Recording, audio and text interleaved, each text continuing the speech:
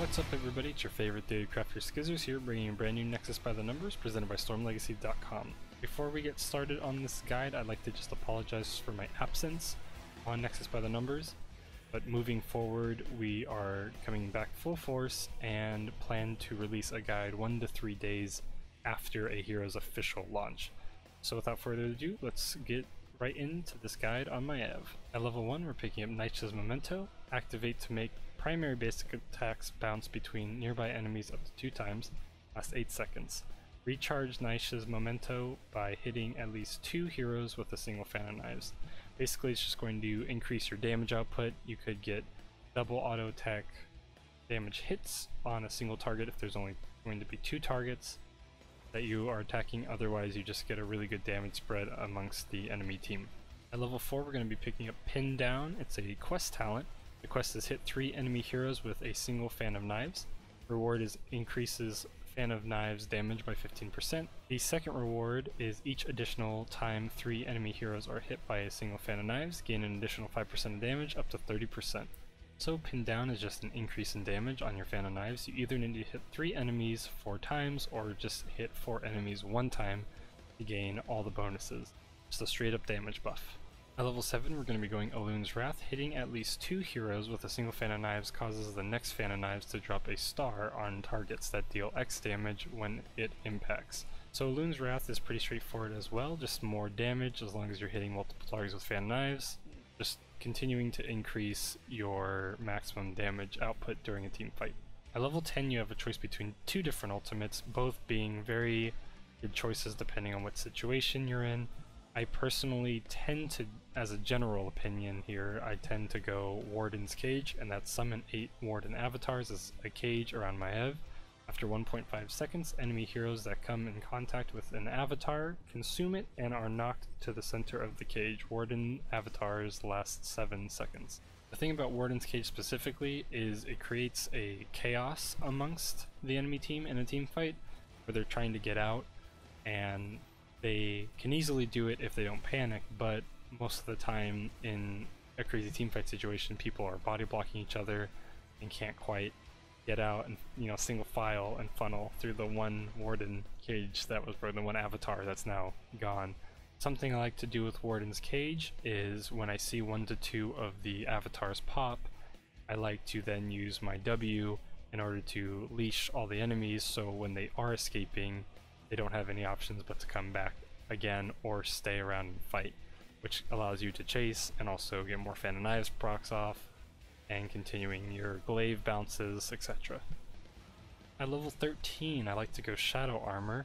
Blink grants 25 armor for 2.5 seconds. Maiev's basic attacks against enemy heroes refresh this duration. Why I specifically pick Shadow Armor is 1, your blink is a great initiation tool in order to set up Warden's Cage and also your W, and 2, it's the only one in this tier that refreshes, so technically speaking you could have your 25 armor for your entire team fight as long as you get your auto attack in within a 2.5 second period. At level 16 I like to go Armored Assault. While Maiev has positive armor of any kind, all physical damage dealt is increased by 25%. So Armored Assault really combos well with Shadow Armor, the last talent we just picked up in level 13's tier, because 25 armor you gain from Shadow Armor is technically infinite as long as you can keep your basic attacks up as far as its time duration, which means once you hit 16, as long as you can hit an auto attack every 2.5 seconds, you're going to have an increase in your auto attack damage by 25% and any other physical damage that you deal. So Armored Assault combos really well off of your level 13 talent, and that also chains into your glaive bounces at level 1, so you get a lot of damage overall by going this direction. It's a very all-in direction, there's not a whole lot of poke or utility, but this has been the most successful build for me thus far. And at level 20 I'm not actually going to go into any of these options in particular, because each one has its own utility use depending on the game you're in. So I'm going to leave them on screen for a little bit and just kind of go over the basic of each ability, but not actually give a specific on which I pick, because I do pick all three of them depending on what the game is. So first one is Shadow Orb Vengeance, and that basically gives you a double blink, and that could be good for escape, that could be good for chasing down, that could be good for reapplying shadow armor if your duration runs out, and it has different other uses depending on what you exactly are looking to gain, but those are the big ones for Vengeance. Shadow Orb Huntress increases your movement and attack speed by 40% for 5 seconds.